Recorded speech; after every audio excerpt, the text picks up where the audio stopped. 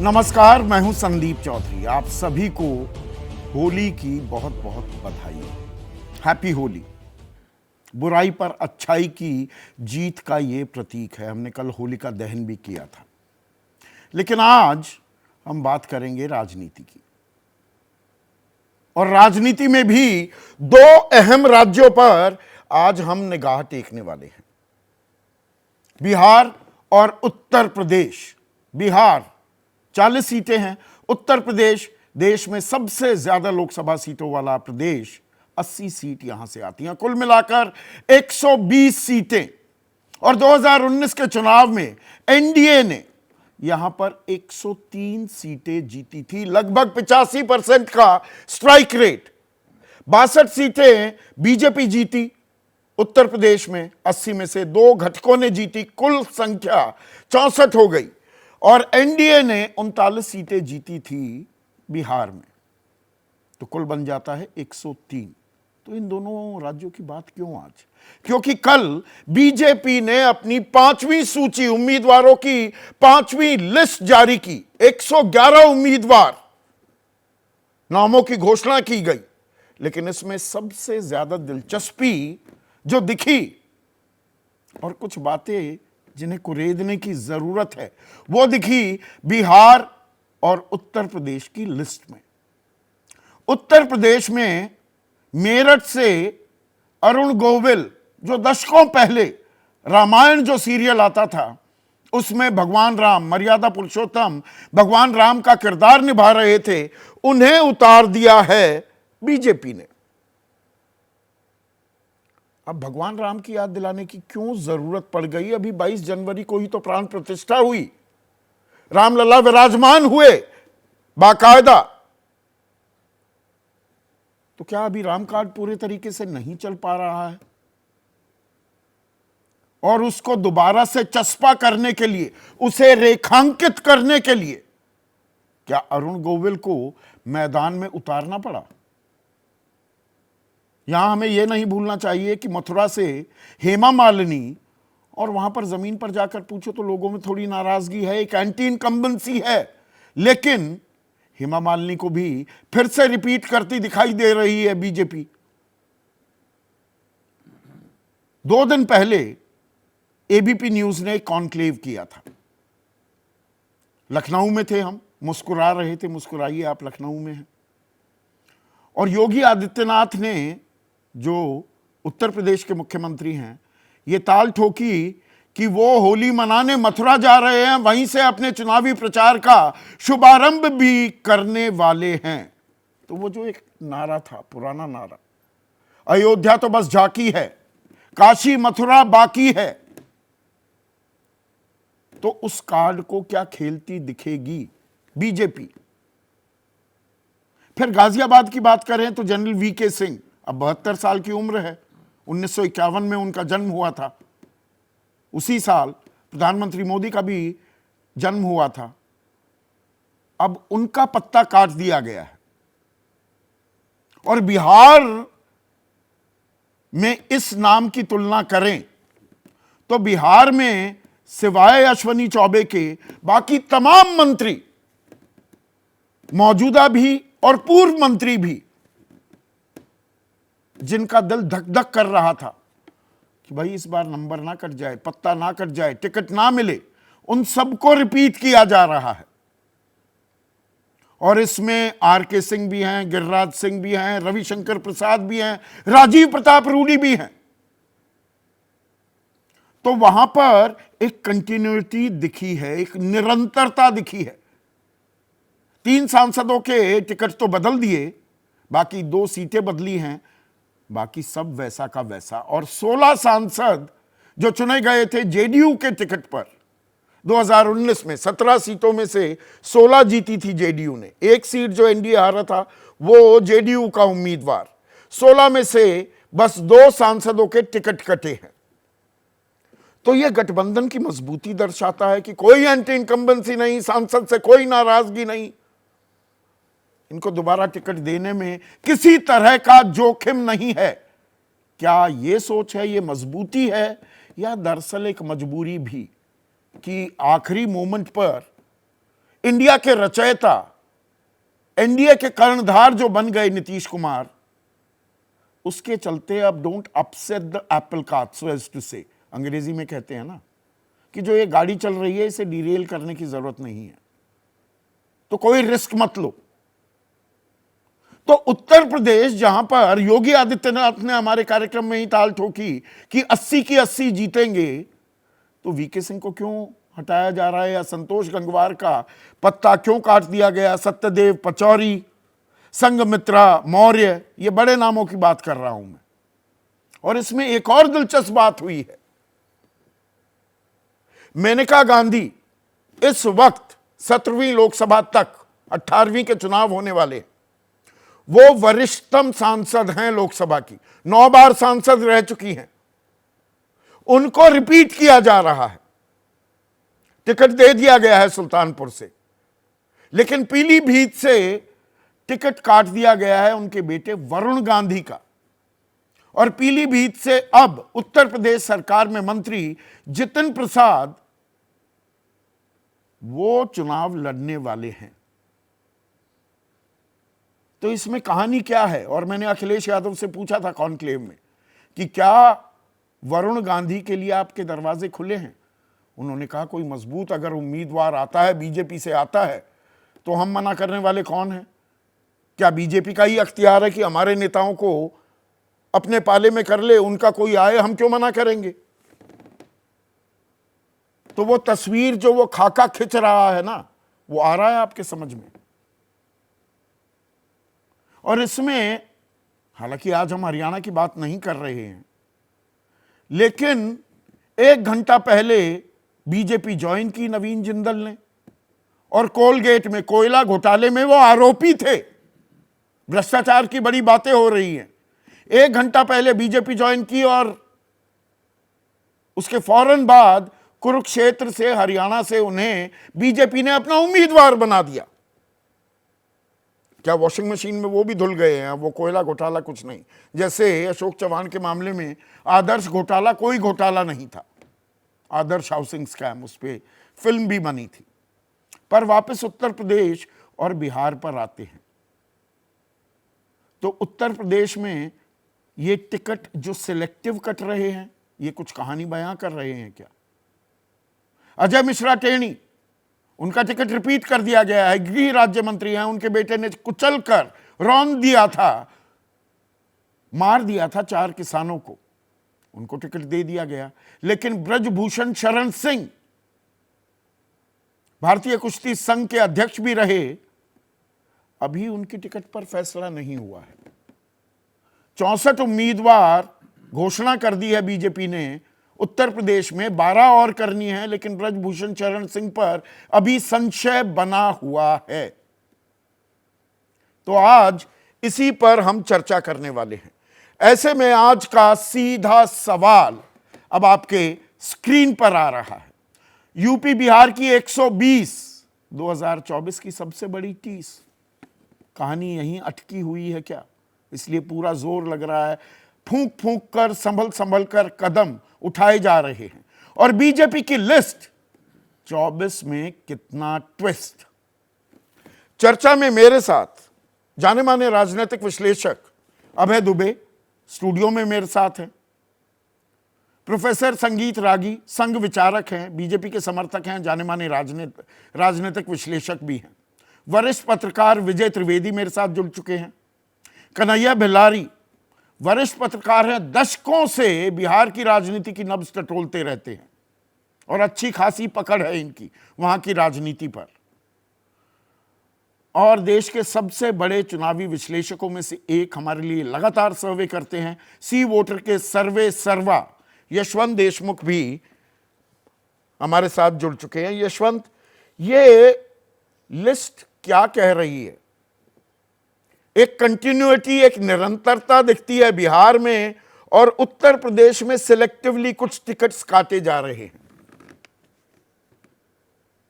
List ये कहती है कि एक भी सीट का रिस्क ये लोग नहीं लेना चाहते किसी भी तरीके का। संदीप, जहां पर उनको रिस्क लग रहा है कि अगर टिकट काटेंगे कुछ स्थिति ठीक नहीं है और उससे और नुकसान हो जाएगा, जैसा आपने बिहार में घोषणा की भी, बिहार में एक भी टिकट लगभग नहीं कटा। और जब आप नवीन जिंदल का नाम लिस्ट में देखते हैं तो इसका मतलब वो एक सीट जहां पर उनको लगे कि प्रॉब्लम है, तो वो सीट भी प्रॉब्लम में क्यों छोड़नी या नहीं छोड़नी। तो एक्चुअली में इस ये वैसे वैसा सत्य सा हो गया है संदीप, जिसको हर तरीके से देखें तो अलग अलग तरीके से दिख रहा है। मतलब एक क्रिटिक की निगाह से देखें तो मुझे लगता है कि इवन बीजेपी का जो बहुत बड़ा समर्थक भी होगा वो भी कहेगा कि भाई कोई तो एक लाइन खींचो ना, किसको टिकट देना है किसको नहीं देना है। मतलब ये क्या है जिसके खिलाफ पूरे समय आप कैंपेन कराते रहे, आप उसको आज टिकट दे रहे हैं और आप उम्मीद कर रहे हैं कि हम उसके उसके लिए प्रचार करें और उसको जिताएं।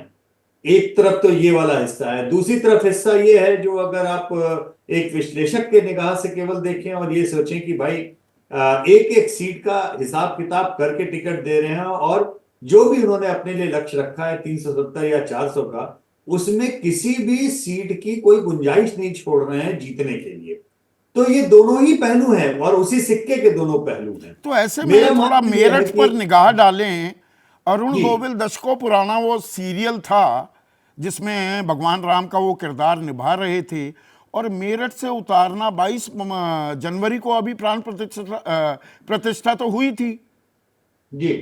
और और राम अरुण नाम की गोविल, गूंज थी, वो गूंज क्या थम गई या मध्यम या देखो, धीमी हो गई, और उसे याद हाँ, दिलाने की फिर से कोशिश कर रही है बीजेपी। मुझे लगता है कि रामायण की स्टार कास्ट में केवल अरुण गोविल ही रह गए थे, क्योंकि सीता का रोल निभाने वाले और रावण का रोल निभाने वाले जो किरदार थे वो तो, और कृष्ण का रोल निभाने वाले जो किरदार थे, ये तो एक्चुअली 98, 99, 2004 में ही बीजेपी के टिकट पे लड़ चुके थे हाँ। संदीप, केवल। और मुझे बहुत इंटरेस्टिंग एक बात और मुझे याद आ रही है, शायद अगर मैं गलत नहीं हूं तो मेरे वरिष्ठ वहां पे बैठे हुए विजय भैया और बाकी लोग वो ठीक कर देंगे। 89 में जब विश्वनाथ प्रताप सिंह गए थे चुनाव लड़ने पहली बार कांग्रेस को छोड़ने के बाद में, तो दरअसल अरुण गोविल उस समय विश्वनाथ प्रताप सिंह का प्रचार करने भी वहां गए थे और बकायदा वो पूरे फुल कॉस्ट्यूम में गए थे, इतना मुझे याद पड़ता है। शायद अगर मैं चुनाव सही याद कर रहा हूं हाँ। तो अरुण गोविल जी का ये राजनीतिक जो राम जी का रूप है, ये 89 से उनका प्रयोग हुआ है, लेकिन टिकट जाके अभी हासिल हुआ। तो ये उनके लिए देर आए नहीं, दुरुस्त इसमें आए वाला देखिए मामला अयोध्या है। तो झांकी है, काशी मथुरा बाकी है। मथुरा में होली खेलना, वहां से प्रचार शुरू करना योगी आदित्यनाथ का, हेमा मालिनी बावजूद एंटी इनकम्बेंसी के, और अगर मैं गलत जानकारी दे रहा हूं तो मुझे प्लीज करेक्ट कीजिएगा, वहां पर जमीनी स्तर पर अच्छी खासी नाराजगी है, पर हेमा मालिनी को बिल्कुल, रिपीट किया जाना, तो ये अयोध्या काशी मथुरा उसके अराउंड नैरेटिव बिल्ड भी किया जा रहा है। वो नैरेटिव ये छोड़ना नहीं चाहते। देखिए ये बात बहुत सही है कि उस नैरेटिव को ये किसी भी कीमत पे छोड़ना नहीं चाहते, और शायद पॉलिटिकली स्पीकिंग शायद छोड़ना ठीक भी नहीं है, क्योंकि उस नैरेटिव के कारण वो यहां तक पहुंचे हैं कि आज देश में उनकी सरकार है। नहीं, पर तो आपके उसको सर्वेज डाइल्यूट क्या नहीं, कह रहे हैं? 22 लेकिन जनवरी और उसके आसपास जो राम मंदिर की गूंज थी, वो क्या मध्यम हुई है, धीमी हुई है, या वैसी नहीं वैसी की वैसी ही है? संदीप, बड़ी अजीब सी बात यह है कि राम मंदिर की गूंज उस समय पे भी उनके कोर कॉन्स्टिट्यूएंट्स के लिए ही मुख्य रूप से थी। जो उनका और फोर्टिफाइड, मतलब ऐसा नहीं है कि से आप जो ऑलरेडी कन्वर्टेड है उसको आप क्या और कन्वर्ट करेंगे, बात उसकी नहीं है। मुझे ऐसा लगता है, अगेन जो डेटा मुझे बता रहा है, लेकिन राजनीतिक समझ जो है वहां पे आप स्टूडियो में जरूर पूछिए, मुझसे कहीं ज्यादा अनुभवी लोग हैं। डेटा मुझे ये बता रहा है कि जो कन्वर्टेड है वो ऑलरेडी कन्वर्टेड है, लेकिन 10 साल के शासन के बाद में संदीप जो एक लेथार्जी, थोड़ी उदासीनता, थोड़ा ओवर कॉन्फिडेंस, इन सब का एक मिश्रण बनता है, और वो मिश्रण घालमेल जो है वो दरअसल घर बैठने का भी कभी कभी बन जाता है। मुझे ऐसा लगता है कि बहुत सारी कवायद इसमें केवल इसलिए भी हो रही है, इंक्लूडिंग द अयोध्या के बाद की जितनी सिमरिंग है, कि कम से कम हमारा कोर जो है कॉन्स्टिट्यूएंट, वो घर ना बैठे, घर से बाहर निकल के वोट डालने जाए। टर्नआउट मैनेजमेंट तो की भी मतलब कवायद है। उत्सुकता भी बनी रहे, वो जागरूकता भी कायम रहे, वो उत्साह भी कायम रहे। संगीत, यही वजह है अरुण गोविल को उतारा गया मेरठ से?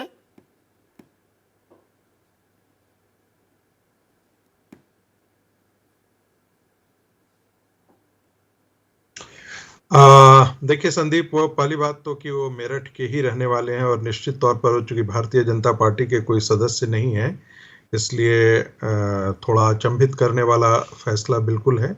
लेकिन साथ में यह भी एक सच्चाई है कि अरुण गोविल के होने का मतलब है कि जो पश्चिमी उत्तर प्रदेश, मुझे नहीं लगता है कि अरुण गोविल गोविल जो है वो प्रचार में सिर्फ मेरठ तक सीमित रहेंगे। निश्चित तौर पर भारतीय जनता पार्टी उनका प्रयोग पूरे उत्तर प्रदेश में करना चाहेगी, क्योंकि उत्तर प्रदेश में पिछली दफा भारतीय जनता पार्टी जो है वो कई सीटें जो है बीएसपी और समाजवादी पार्टी के हाथों हार चुकी है। इस बार वो पूरा का पूरा जो 80 का 80 जो वो कह रहे हैं, तो उसमें वाकई वो हर नट बोल्ट जो है वो अपना कस करके देख लेना चाहते हैं। कोई चीज ऐसी छूट नहीं जानी चाहिए। यही कारण है कि सामाजिक समीकरण बनाने में उन्होंने आरएलडी को लिया। यही कारण है कि छोटी छोटी पार्टियों को ये सोशल कोएलिशन का प्रयोग भारतीय जनता पार्टी ने 2014 में किया था। एक बार फिर से उसी प्रकार का सोशल कोएलिशन का प्रयोग भारतीय जनता पार्टी कर रही है। और साथ ही कई बार आपने देखा है कि चुनावों में अमिताभ बच्चन को भी कांग्रेस पार्टी ने लाई थी उस समय तक। तो भारतीय जनता पार्टी ने भी ऐसा प्रयोग नहीं, किया अच्छे है। खासे वो आपने लिस्ट तो बहुत लंबी है। कंगना रनौत को अगर देख रहे सितारों हैं, की बात ये करें, प्रयोग, कंगना ये सब रनौत, चीजें अरुण भारतीय गोविल, राजनीति हेमा में कोई मालिनी, नई रवि बात नहीं किशन, है। स्मृति ईरानी भी एक्ट्रेस रह चुकी हैं, बिल्कुल। दिनेश लाल यादव, निरहुआ जो जिनको कहते हैं, मनोज तिवारी, लॉकेट चैटर्जी, सुरेश गोपी, पवन सिंह, और सन्नी देओल का नाम भूल गए अभी। वो सन्नी देओल, वो गुमशुदा के पोस्टर भी लग गए थे गुरदासपुर में।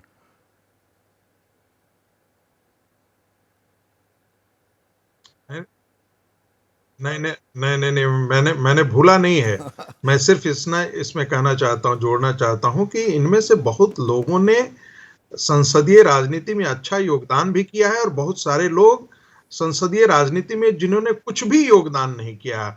लेकिन क्या कीजिएगा, बहुत सारे ऐसे पार्टी के, राष्ट्रीय पार्टी के अध्यक्ष तक रह चुके हैं जिनका संसदीय राजनीति में कोई योगदान नहीं रहा है, संसद में एक भाषण नहीं आया है। अब मैं फिर जिक्र कर दूंगा राहुल गांधी को, तो आप जोर जोर से हंसने लगेंगे।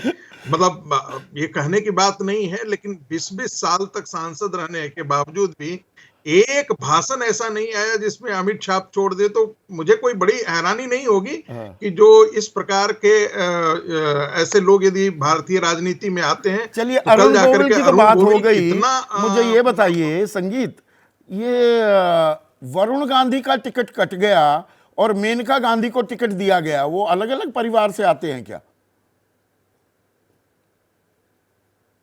थोड़ा इसका विश्लेषण कीजिए। देखिए, ये मामला परिवार का नहीं है। ये सबको पता। देखिए, ये परिवार का मामला नहीं है। वरुण गांधी ने सारी मर्यादाएं जो एक पार्टी डिसिप्लिन की होती है, सारी मर्यादाएं तोड़ी और किसान आंदोलन के पीछे से हवा देने वाले लोगों में से वो महत्वपूर्ण व्यक्ति थे। कई चीजें ऐसी है जिसे मैं इस आपके चैनल पर नहीं बोल सकता, क्योंकि मैं भी उसका साक्षी रहा हूं, इसलिए मैं नहीं बोल रहा हूं इन सब चीजों को। लेकिन बार बार आप अपने ही सरकार को आप कटघरे में खड़ा करते रहें, बार बार आप योगी सरकार को ही कटघरे में खड़ा करते रहें, तो स्वाभाविक है कि कोई भी पार्टी जो है वो इस प्रकार की चीजें नहीं है। दूसरी तरफ मेनका गांधी ने, आपने देखा होगा कि मेनका गांधी ने अपने अपने बेटे के ट्वीट से हमेशा दूरी बना करके रखी, और भारतीय जनता पार्टी के केंद्रीय सरकार हो या पर विरोध में प्रांतीय कभी सरकार हो, कुछ किसी नहीं भी बोला, सरकार बेटे के के विरोध में भी कुछ नहीं बोला कि बेटा गलत बयानी कर रहा है। मर्यादा, मैंने वही कहा कि मैंने यही कहा कि इसीलिए भारतीय जनता पार्टी ने संभवतः, ये मेरा आकलन है और विश्लेषण है, संभवतः उन्होंने कोई मर्यादाएं नहीं लांगी, इसलिए उनको टिकट दिया मतलब गया टाइट रोप और वॉक भी हो वरुण गांधी जाती को है। पर टिकट नहीं आपने दिया एक गया। दिलचस्प वाक्य का इस्तेमाल किया संगीत।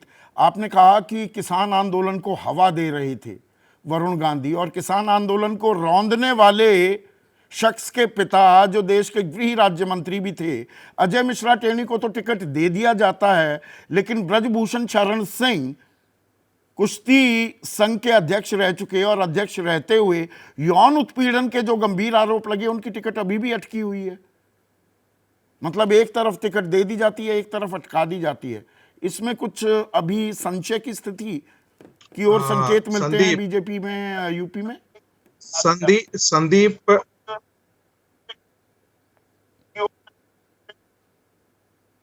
संदीप, एक तो कि मैं भारतीय जनता पार्टी का प्रवक्ता नहीं हूं, इसलिए ब्रजभूषण सिंह शरण के बारे में मैं कुछ बोल भी नहीं सकता, संभवतः प्रवक्ता भी नहीं बोल सकता था। लेकिन हमें एक चीज ध्यान रखनी चाहिए कि टेनी के बेटे ने गलती की थी, टेनी ने गलती नहीं की थी, इसलिए उनके बेटे की सजा जो है उनका पिता को नहीं मिलनी चाहिए कि उनको आप कटघरे में खड़ा कर दें और कहें कि उनको टिकट नहीं दिया जाना चाहिए। उन्होंने तो रौंदने का काम नहीं किया था ना। तो इसलिए ये जो सवाल बार बार उठाया जाता है कि किसानों को रौंदने का काम टेनी ने किया, ये मूलतः टेक्निकली भी गलत है, तथ्यात्मक तौर पर गलत है। अच्छा, वो मंच से खड़े होकर पत्रकारों को जो गरिया रहे थे, जो धमकियां दे रहे थे, वो बहुत शालीन और सभ्य व्यवहार था।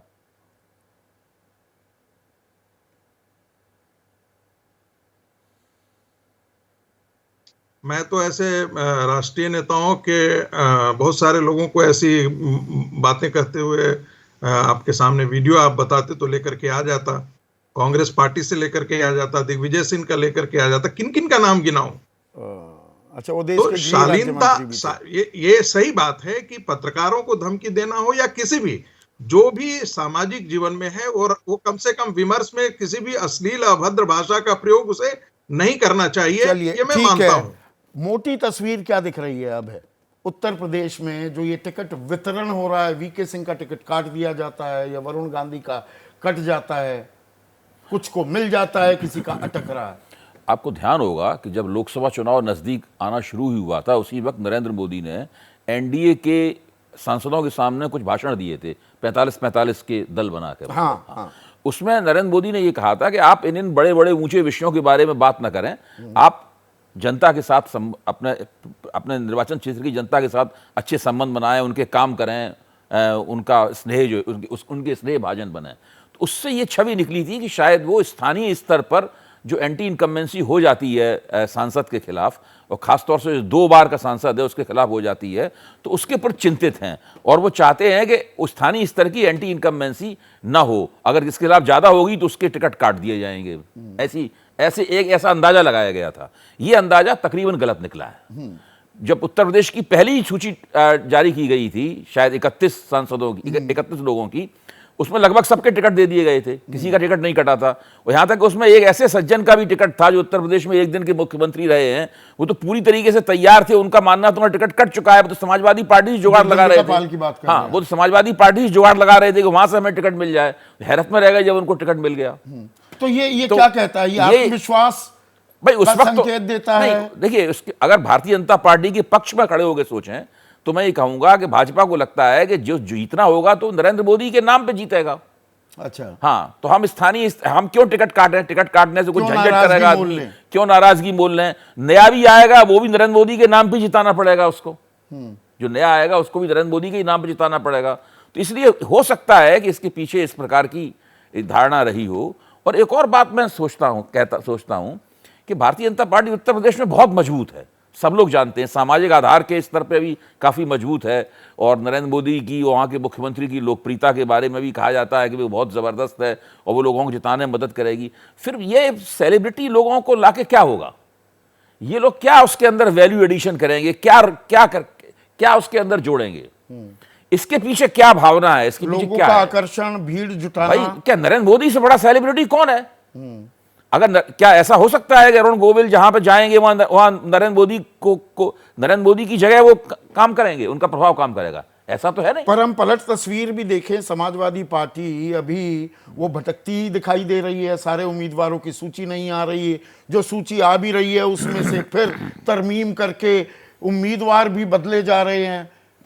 अखिलेश यादव से मैंने सीधा सवाल पूछा, वो लड़ेंगे या नहीं? संकेत तो उन्होंने दिए कि वो चुनाव लड़ने वाले हैं, पर खुलकर नहीं बोल रहे। और उनकी सहयोगी कांग्रेस, भाई अमेठी से राहुल गांधी लड़ेंगे या नहीं, साफ हाँ या ना में जवाब देने को तैयार नहीं कांग्रेस। और रायबरेली से अब सोनिया गांधी नहीं लड़ने वाली, तो कौन लड़ेगा ये भी बताने को तैयार नहीं। दूसरी तरफ भी वो संशय ऐसे का ऐसा ही बरकरार दिख रहा है। नहीं, देखिए, आपकी बात सही है। भारतीय जनता पार्टी अपनी रणनीति की आश्वस्ति के लिए जानी जाती है, और विपक्ष इस वक्त जो है देश में, वो रणनीति के मामले में स्पष्ट नहीं होता है, वो कुछ टटोलता हुआ नजर आता है, इस तरह से कुछ करता हुआ नजर आता है। होता है ना, 47 उम्मीदवारों की सूची जारी कर दी है समाजवादी पार्टी ने उत्तर प्रदेश में। अखिलेश कहें कि मैं लड़ रहा हूं, राहुल गांधी कहें मैं अमेठी से लड़ूंगा, अभी तक वायनाड से भी लड़ूंगा और अमेठी से भी। देखिए अभी तक तो ये स्पष्ट ही नहीं है कि अखिलेश जी चुनाव लड़ेंगे कि लड़ेंगे। अंदर खाने उन्होंने किससे क्या कहा है मुझे नहीं पता, लड़ेंगे कि लड़ेंगे। राहुल गांधी उत्तर प्रदेश से लड़ेंगे कि नहीं, लड़ेंगे, मुझे मेरे ही केवल कार्यक्रम सोनिया पर गांधी ने मना कर साफ दिया, संकेत दिए, हाँ ना नहीं की। संकेत ये दिया, हाँ या लड़ेंगे। ना क्यों नहीं कर रहे हैं विजय त्रिवेदी? ना कांग्रेस, राहुल गांधी क्यों नहीं कहते कि वो अमेठी से लड़ेंगे या कहें कि मैं नहीं लड़ूंगा? और वही बात लागू होती है अखिलेश यादव पर भी।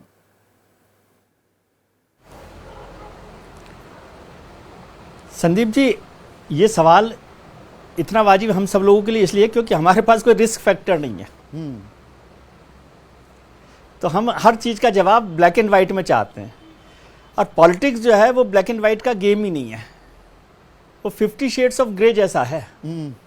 50 को भी मैं 500 कह सकता हूँ। इतने ग्रे शेड्स हैं कि वहाँ पे ब्लैक एंड वाइट आंसर्स की उम्मीद हमें नहीं करनी चाहिए। हम इसलिए उम्मीद करते हैं क्योंकि हमारे लिए तो कोई रिस्क फैक्टर नहीं है ना। अमेठी से राहुल गांधी लड़े, हार जाए, जीत जाए, ये कांग्रेस को देखना ना, संदीप को और विजय त्रिवेदी को तो देखना नहीं है क्या फर्क पड़ेगा। अखिलेश जी को भी देखना है कि अखिलेश जी लड़ेंगे कि नहीं लड़ेंगे, उनके जाने से प्रचार में फर्क पड़ेगा नहीं पड़ेगा। वर्कर्स में उत्साह, जोश, जुनून वो आता है या नहीं, इससे फर्क पड़ता है ना कि भाई मेरा नेता सामने आकर लड़ रहा है। बिल्कुल ठीक बात कह रहे हैं आप, लेकिन इतनी बात तो वो लोग भी समझते हैं ना, अखिलेश जी और राहुल जी या जो भी लोग एक पार्टी में, दूसरी पार्टी में, भारतीय जनता पार्टी में, तमाम तरीके के लोग हैं, वो अपने अपने तरीके से बातों को सोचते हैं अपने फायदे के लिए। मुझे नहीं लगता कि अखिलेश जी या राहुल जी या प्रधानमंत्री जी या नड्डा जी, कोई भी आदमी अपनी समझ से ऐसा फैसला करता है जिससे उसका नुकसान हो रहा हो उस पार्टी का। ऐसा तो नहीं है। वो अपने मैथमेटिक्स को देखते हैं, अपने इक्वेशंस को देखते हैं और टाइमिंग को भी देखते हैं। कई बार होता है कि वो हो सकता है आज हम जो कह रहे हैं वायनाड के लिए वाम खेमा कह रहा था वायनाड से ना लड़िए, कहने को इंडिया के हिस्सा, वहां तो सीधी ताल ठोक दी हम तो लड़ेंगे वायनाड से। अमेठी का भी बता दें जी। अब बिल्कुल ठीक बात है, क्योंकि अमेठी, देखिए उत्तर प्रदेश की 3 सीटें हैं कांग्रेस की, रायबरेली, अमेठी और कानपुर। रायबरेली में 55% वोट मिले थे, अमेठी में 46% वोट मिले थे और कानपुर में 36% वोट मिले थे। तो ये 3 महत्वपूर्ण सीटें हैं। कांग्रेस को सोचना है कि भाई किस तरह से वो जीतना चाहती है, नहीं जीतना चाहती है। कांग्रेस सोचती रह जाएगी और चेकमेट करने वाला काम क्या मायावती भी कर रही हैं। मायावती ने 25 उम्मीदवार उतारे हैं, अभी 16 उतारे, उसमें मुस्लिम उम्मीदवारों के नामों की घोषणा कर दी। और कहां मुस्लिम उम्मीदवार उतार रही है? सहारनपुर, मुरादाबाद, रामपुर, संभल, अमरोहा, आंवला और पीलीभीत। ये कौन सी सीटें हैं जहां पर इनमें से 4 सीटें तो सीधी वो हैं जहां पर समाजवादी पार्टी ये मानकर चल रही है हम जीतेंगे यहां पर। संदीप जी, मायावती जी का कॉम्पिटिटर या बीएसपी का कॉम्पिटिटर प्रतिद्वंदी कौन है? समाजवादी पार्टी है ना बीएसपी का कॉम्पिटिटर। तो उनको बीएसपी को जो है समाजवादी पार्टी को हराना है, उन्हें भारतीय जनता पार्टी को नहीं हराना। भारतीय जनता पार्टी के हारने जीतने से उनका नुकसान नहीं हो रहा। समाजवादी पार्टी को कमज़ोर करना उनकी राजनीतिक उसका जो एक्सरसाइज है या जो भी उनकी रणनीति है उसका हिस्सा है। लगते हैं मायावती पर, बीएसपी पर, बीजेपी की बी टीम है, वो और कंफर्म होते दिखते हैं इस लिस्ट से, या उनकी रणनीति, उनकी मर्जी, वो अपना फायदा देखती है ना इससे। लेकिन ये सर, ये सर्टिफिकेट तो हम देते हैं ना कि वो बीजेपी की बी टीम है, यस अखिलेश जी देते हैं। बीएसपी को ये सोचना है ना कि उसका नुकसान, उन्हें किसका नुकसान करना है, किसका नुकसान करने से उन्हें फायदा होगा। समाजवादी पार्टी को कमजोर करने से उनका नुकसान होगा, क्योंकि वोट बैंक दोनों का कॉमन है, दलित भी है, माइनॉरिटी भी है, वो सारा वोट है। बीजेपी से उनका नुकसान नहीं होता, बीजेपी के में तो उनका माइनॉरिटी वोट नहीं जा रहा। तो उनकी लड़ाई क्षेत्रीय स्तर पर है। बीएसपी एक उत्तर प्रदेश की पार्टी है और उनकी लड़ाई अखिलेश जी के साथ है, तो वो अखिलेश जी के साथ चाहते हैं। अब हम उसे बीजेपी की बी टीम कहते हैं। पिछले चुनाव में तो वो समाजवादी पार्टी उनके साथ थी ना, बीएसपी और समाजवादी पार्टी ने साथ लड़ा था चुनाव। तो पॉलिटिकल पार्टीज अपने हिसाब से लड़ती है और ये आरोप के हिसाब से ठीक है कि इसका फायदा सीधा सीधा भारतीय जनता पार्टी को होगा। और जिस तरह से माइनॉरिटी वोट के लिए उन्होंने माइनॉरिटी कैंडिडेट खड़े किए, लेकिन मैं एक बात बता रहा हूँ, जो इस समय का चुनाव मैं देख रहा हूँ उसमें माइनॉरिटी वोट बहुत टैक्टिकल वोटिंग करने वाला है। वो केवल उसी कैंडिडेट को वोट देगा जो भारतीय जनता पार्टी के खिलाफ मजबूती से खड़ा हो। इसमें ये नहीं है कि आपने माइनॉरिटी कैंडिडेट खड़ा कर दिया तो उसका फायदा आपको मिल जाएगा। तो इसलिए ये बिल्कुल इतनी नीट एंड हाँ, तो वो क्लीन स्ट्रेटेजी टारगेटेड नहीं दिख रही वोटिंग भी होने वाली है, लेकिन मुस्लिम वोट बैंक में सेंधमारी होगी क्या, और हिंदू वोट बैंक को लामबंद करने के लिए अरुण गोविल भी उतारे जा रहे हैं, हेमा मालिनी को रिपीट भी किया जा रहा है क्या, ये तो यूपी की कहानी हो गई। अब बिहार की बात करें कन्हैया भाई, ये बिहार में कयास तो ये लग रहे थे जी, गिरिराज सिंह भी जाएंगे, रविशंकर प्रसाद भी जाएंगे, आर.के. सिंह जाएंगे, राजीव प्रताप रूडी का भी टिकट कटेगा, बहुत से वो सांसदों को, कुछ राज्यसभा वाले भी, उन्हें भेजा गया था कि बिहार में तैयारी शुरू करो, लेकिन यहाँ पर तो निरंतरता पर मोहर लगाती दिख रही है बीजेपी। तो इसके पीछे कोई खास वजह देख पा रहे हैं आप?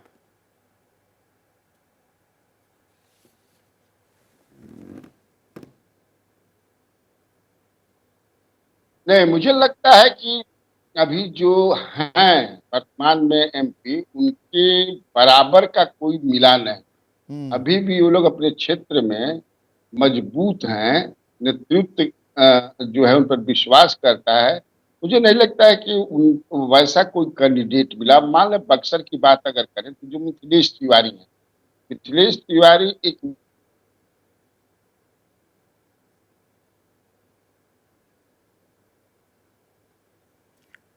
कन्हैया भाई, अभी आपको आवाज आ रही है? आपकी आवाज तो कट गई, और ये हमेशा थोड़ी दिक्कत होती है जब आपसे बात होती है।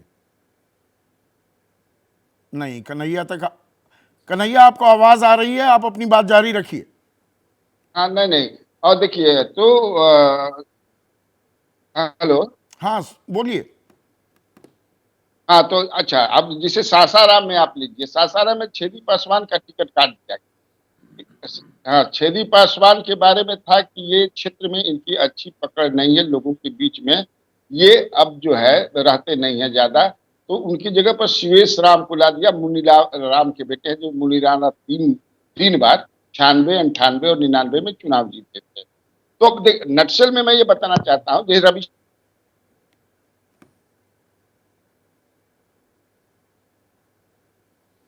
कन्हैया भाई, थोड़ी दिक्कत आ रही है।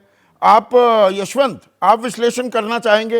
ये जो कंटिन्यूटी दिख रही है, और इसमें जेडीयू के उम्मीदवारों की सूची पर भी निगाह डालें तो 16 में से बस 2 सांसदों के टिकट काटे हैं।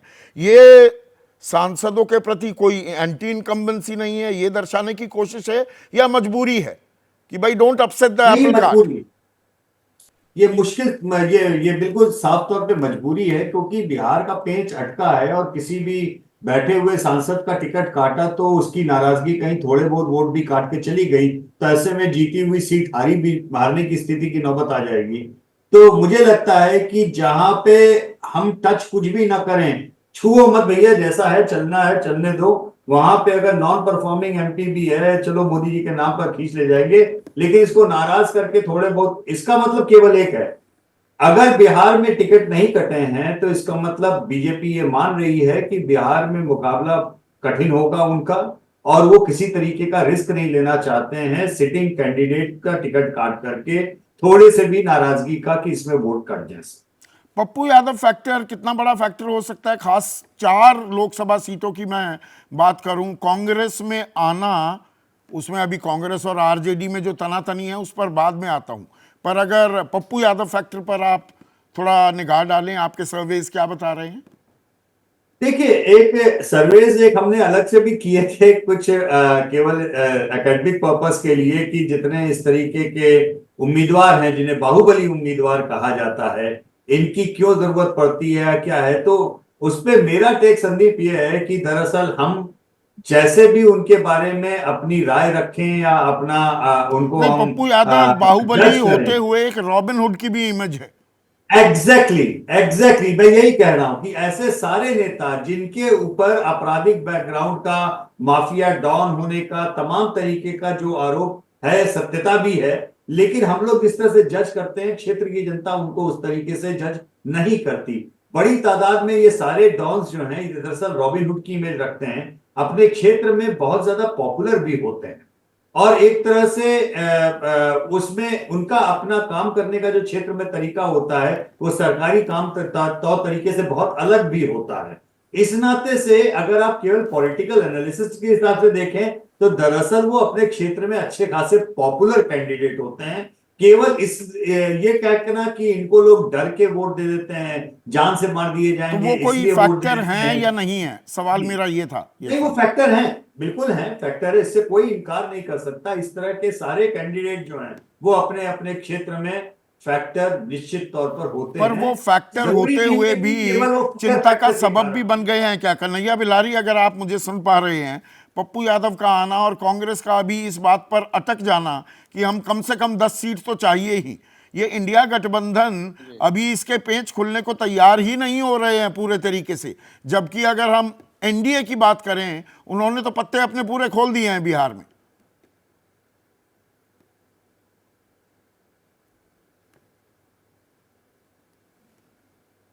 नहीं, देखिए, पप्पू यादव जो है वो पहले उनका तय था लालू प्रसाद यादव से कि वो राजद में अपनी पार्टी को मर्ज करें, लेकिन ऐसा उन्होंने किया नहीं। वो डबल गेम खेल रहे हैं या ट्रिपल गेम खेल रहे हैं। देखिए, वो आपको याद होगा कि 2015 में प्रधानमंत्री नरेंद्र मोदी के साथ 2-3 घंटा 1 to 1 बात किए थे और उन्होंने सुपारी लिया था कि कैसे हम नीतीश कुमार और लालू प्रसाद यादव का जो गठबंधन है, तो सर मैंने चुनाव जो लड़ रहे हैं कैसे वो हरा देंगे, ऐसा उन्होंने किया है। अब आप जो पूछ रहे हैं कि क्या वो पूर्णिया में वो लड़ना चाहते हैं, वो कह रहे हैं कि या पूर्णिया में इन्होंने दूसरे को मिला लिया अपने पार्टी में, एक एमएलए को तोड़ करके।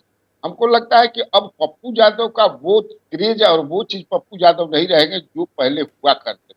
अब पप्पू यादव का भी बहुत डाउनफॉल हो गया है, हाँ, इसलिए कि वो विश्वसनीय नहीं रह गए, विश्वसनीयता उनकी समाप्त हो गई है। वो कब कहाँ रहेंगे, और सबसे बड़ी बात यह है कि वो किसी के अंडर में काम नहीं कर सकते हैं, वो तो स्वयं ये हैं। जो वो पेच है चाहते हैं कि सीटों के हम जो बंटवारे हैं, का, वही खास पप्पू यादव की पार्टी का विलय जो हो गया है कांग्रेस में, कांग्रेस आरजेडी में ये पेच सुलझ जाएगा या ये टूट भी सकता है गठबंधन?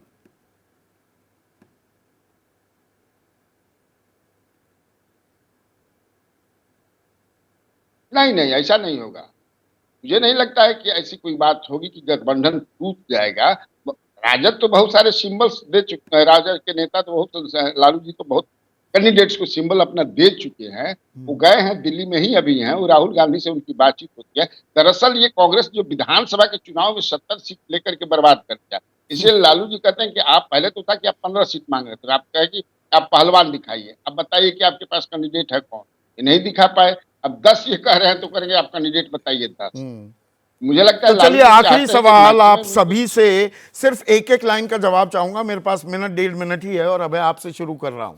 120 में से 103 का आंकड़ा था एनडीए का, यूपी बिहार में क्या आंकड़ा दिखता है मौजूदा परिस्थिति में? 4 जून बिहार को होगा जैसे कि यशवंत जी ने कहा कि बिहार में पुराना प्रदर्शन दोहरा पाएंगे, इसके ऊपर बहुत बड़ा सवालिया निशान है।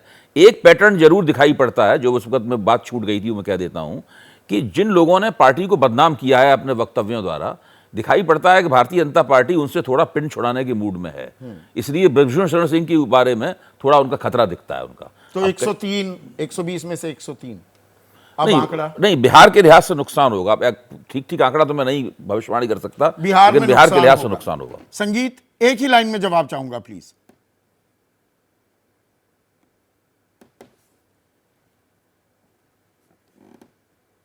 मैं हैरान हूं संदीप कि आपके लिए मुस्लिम वोट जो होता है वो सेकुलर वोटों का होता है, और कोई उसको यदि काट देता है तो सेकुलर वोटों का बंटवारा हो जाता है। यही बात यदि हिंदू वोटों के लिए कही जाए अरे मैं तो फिर पूछ कैसा क्या रहा हूं, लगेगा? बता मुझे क्या लगता रहे है हैं ये संगीत? बड़ा बेतुका विमर्श होता है, बी टीम और ए टीम कह देना। स्वाभाविक है कि मायावती अपनी पॉलिटिक्स करे। नहीं, चूंकि आपने कहा था और आपने मौका मुझे नहीं दे दिया था, इसलिए मुझे ये उत्तर देना संगीत, आप इतने लाजमी सालों बनता से था। ये टीवी मुझे पर आ रहे हैं, कहना आपको पता है आवश्यक एक बनता था। टाइमिंग की दिक्कत जहां तक होती ये है। सीटों का है, अब भारतीय जनता क्योंकि पार्टी को जितना समय ही नहीं बचा है तो मैं बाकियों से भी आकलन, courtesy you and thank you so much नहीं, कि जो सवाल पूछा गया उसका आपने जवाब नहीं दिया, और उसमें नहीं और हाँ में वो जो मिनट भर का समय था वो जाया हो गया है। तो बाकियों से नहीं लूंगा उनका कमेंट, दर्शक भेज रहे हैं काफी सारे प्रतिक्रियाएं। तो बात हो रही थी बिहार की और उत्तर प्रदेश की। उम्मीदवारों के नामों का ऐलान तो जारी है, लेकिन वहां किसका पलड़ा भारी है। नरेंद्र रामपाल भोपाल वासी हैं, वो कहते हैं जनता काम के आधार पर वोट देती है, नाम तो आते जाते रहते हैं। ऐसा होता है क्या? 4 जून इसकी गवाही देगा। आज इतना ही।